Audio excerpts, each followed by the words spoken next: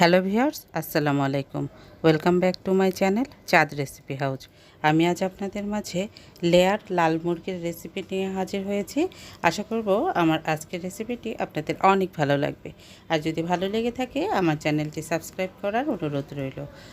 আমি আজ 2 কেজি ওজনের একটি লেয়ার মুরগি নিয়েছি এবং এই মুরগিটি আমি বাজার থেকে ড্রেসিং করে এনেছি এবং বাসায় ছোট ছোট পিস করে কেটে নিয়েছি। অবশ্যই চামড়াসহ এই মুরগিটি রান্না করতে হবে এবং ধুয়ে পানি ঝরিয়ে রাখতে হবে। এই মুরগিটি খেতে কিন্তু খুবই মজা। চলুন তাহলে দেখে নেই আমি কিভাবে এই মুরগিটি রান্না করব। আমি আজ মুরগিটি কিন্তু আলু দিয়ে ঝোল করে রান্না করব। এর জন্য আমি একটি পাত্রে হাফ কাপ পরিমাণ তেল দিয়ে দিলাম 2টি তেজপাতা আর দিয়ে দিলাম 1 কাপ পরিমাণ পেঁয়াজ কুচি। পেঁয়াজটা দিয়ে ভালোভাবে নেড়েচেড়ে নিচ্ছি। আপনারা চাইলে পেঁয়াজ বাটাও দিতে পারেন। আর দিয়ে দিলাম 2 টেবিল চামচ পরিমাণ আদা রসুন বাটা। আদা রসুন বাটাটা দিয়ে খুব সুন্দরভাবে নেড়েচেড়ে নিচ্ছি যাতে আদা রসুন বাটার গন্ধটা চলে যায়। তারপর দিয়ে দিলাম 5টা এলাচি, দিয়ে দিচ্ছি 2 টুকরো দারচিনি, একটি বড় কালো এলাচ, 3টি লবঙ্গ আর 10-12টি কালো গোলমরিচ দিয়ে একটু নেড়েচেড়ে নিচ্ছি। আর এই মুরগিতে এই মশলাগুলো দিলেই যথেষ্ট, আর কোনো কিছুই লাগবে না। আর দিয়ে দিলাম হাফ কাপ পরিমাণ পানি। আর পানির মধ্যে দিয়ে দিচ্ছি শুকনো মশলাগুলো যাতে পুড়ে না যায় এর জন্য আগে সামান্য একটু পানি দিয়ে নিলাম।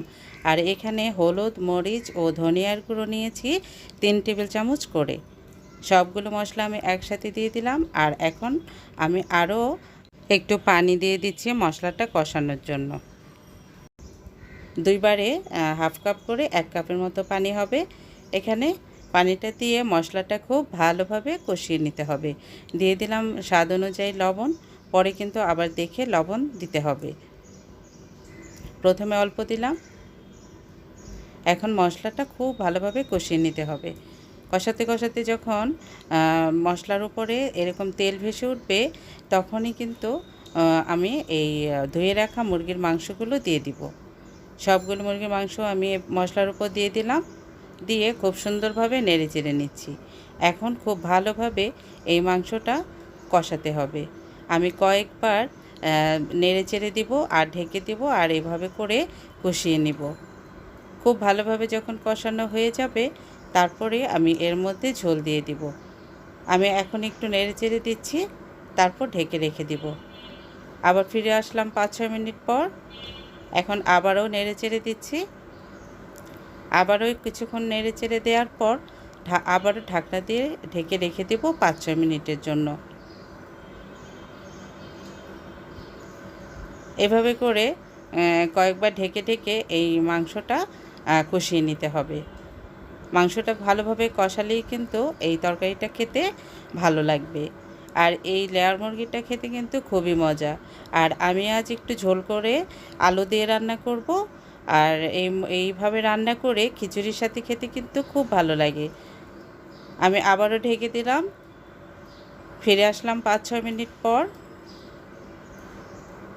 মাংস থেকে কিন্তু প্রচুর পানিও বের হয়েছে। আর এই পানিটাতেই মাংসটা কষানো হয়ে যাবে। খুব ভালোভাবে নেড়েচেড়ে দিয়েছি আর মাংসটাও কিন্তু কষানো হয়ে গিয়েছে।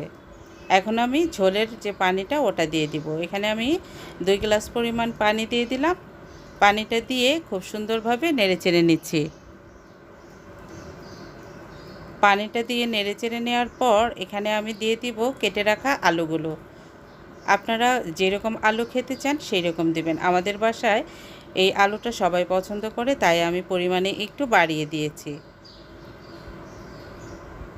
এখন নেড়েচেড়ে সুন্দরভাবে ঢাকনা দিয়ে ঢেকে রেখে দিব বলক আসা পর্যন্ত। এই তো বলক চলে আসছে। এখন আবারও একটু নেড়েচেড়ে দিচ্ছি। নেড়েচেড়ে দিয়ে এর মধ্যে দিয়ে দিব জিরার গুঁড়ো আর গরম মশলার গুঁড়ো। এগুলো কিন্তু আমি আগে দেইনি, এখন দিয়ে দিচ্ছি 1 চা চামচ পরিমাণ জিরার গুঁড়ো আর 1 চা চামচ পরিমাণ গরম মশলার গুঁড়ো।